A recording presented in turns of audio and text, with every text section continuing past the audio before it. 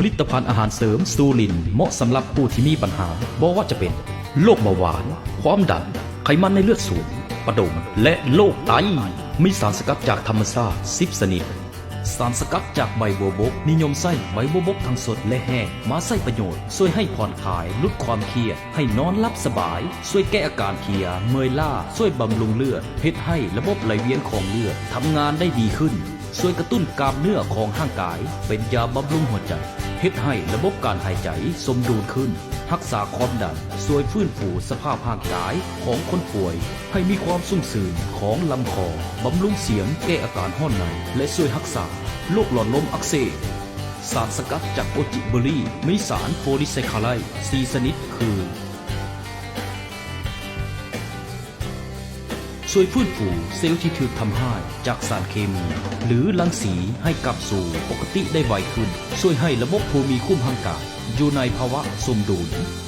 สารสกัดจากพริกไทยดำลดอาการท้องอืดท้องเฟ้อจุกเสียบแน่นขับลมในลำไส้ช่วยเจริญอาหารแก้อาหารบ่ย่อยสลายสารสกัดจากเห็ดลิ้นจือกระตุ้นระบบกับร่างกายปรับระดับความดันเลือดให้อยู่ในระดับปกติช่วยบรรเทาอาการของโรคภูมิแพ้และหลอดลมอักเสบปรับระดับน้ำตาลในเลือดให้ปกติสารสกัดจากชาเขียวช่วยในการขับสารพิษและสารอนุมูลอิสระจึงส่งผลป้องกันความเสี่ยงต่อภาวะมะเร็งและโรคความเสื่อมเสียของเซลล์อวัยวะต่างๆในร่างกาย EG CG จากชาเขียวเป็นสารต้านอนุมูลอิสระที่ทรงประสิทธิภาพมีคุณสมบัติช่วยในการป้องกันการเกิดโรคท่อเลือดแดงและหลอดลมแดงแข็งโดยเฉพาะหลอดเลือดอุดตันผงแกนตะเวนช่วยป้องกันไขมันในเลือดสูงเพราะเส้นใยของแกนตะเวนจะช่วยดูดซับน้ำมันและน้ำตาลที่เฮารับประทานเกินช่วยลดน้ำตาลในเลือดป้องกันโรคเบาหวานได้เป็นอย่างดีเนื่องจากแกนตะเวนมีแคลอรี่ต่ำที่บ่ส่งผลกระทบต่อระดับน้ำตาลในเลือดฉะนั้นการรับประทานหลายจึงเหมาะอย่างยิ่งสำหรับผู้ป่วยเบาหวานผงดอกคำฝอยลดไขมันในเลือดป้องกันไขมันอุดตันเส้นเลือดบำรุงประสาทและระงับประสาทช่วยผ่อนคลายสมองให้หลับสบายป้องกันโรคความดันสูงเพิ่มประสิทธิภาพการไหลเวียนของเลือดตามร่างกายช่วยไปหล่อเลี้ยงหัวใจให้หลายยิ่งขึ้น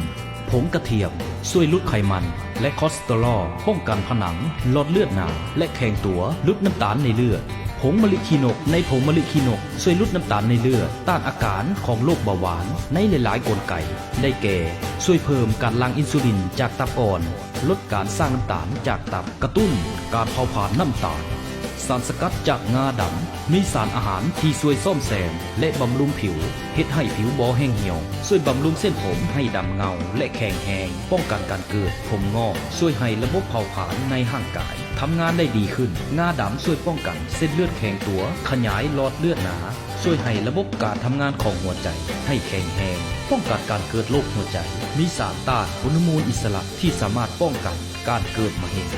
รับประทานซูลินมื้อละ2 เม็ดหลังอาหาร1 ชั่วโมงสนใจสั่งซื้อหรือสมัครเป็นตัวแทนจำหน่ายได้ที่บริษัท VIP Trading Import Export จำกัดเพียงผู้เดียวบ้านห้วยหงส์เมืองจันทบุรีกำแพงนครหลวงหรือโทรสอบถามก่อนได้ที่เบอร์โทรศัพท์020 9727 2999